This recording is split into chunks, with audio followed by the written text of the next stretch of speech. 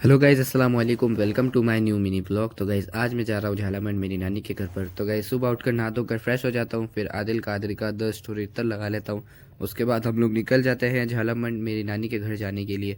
फिर गाइज़ रास्ते में से हम लोगों ने ना चंद्र विलास नमकीन से कुछ नमकीन वगैरह लिया, क्योंकि यहाँ का नमकीन मेरी बहन को बहुत पसंद है और वो अपने ससुराल से हमारे घर पर भी आई भी है।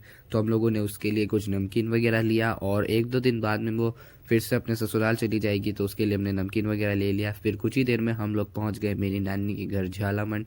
तो गाइस बुलबुल यहाँ पर आप लोगों को अपना रूम दिखाना चाह रही है, तो आइए देखते हैं।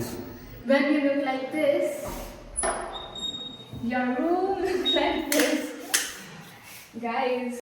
सो गाइज आज ना बुलबुल ने खुद से मन से अपने रूम की सफाई की है गाइज, और सारा सामान अपनी जगह पर सेट करके रखा है और इसने अपने रूम को डेकोर भी किया है आज, तो इसलिए आप लोगों को अपना रूम दिखाना चाह रही है।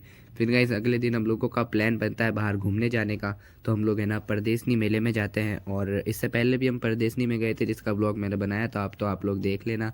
फिर गाइज हम लोग निकल गए परदेसनी जाने के लिए, और कुछ ही देर में हम लोग पहुंच जाते हैं और परदेसनी रावण के चबूतरे पर है, जिसको हम लोग हस्तशिल्प मेला भी कहते हैं। तो यहाँ पर आते ही सबसे पहले मैंने फ्रूट चाट खाई। फिर उसके बाद में हम लोग काफ़ी देर तक घूमे फिरे और कुछ ना कुछ ख़रीदारी भी की।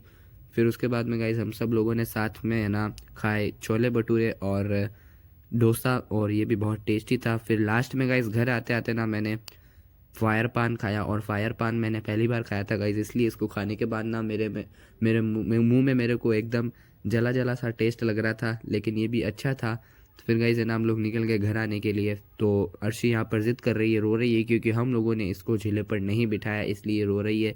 फिर कुछ ही देर बाद में हम लोग पहुँच गए घर। तो मिलेंगे एक नए व्लॉग के साथ। बाय।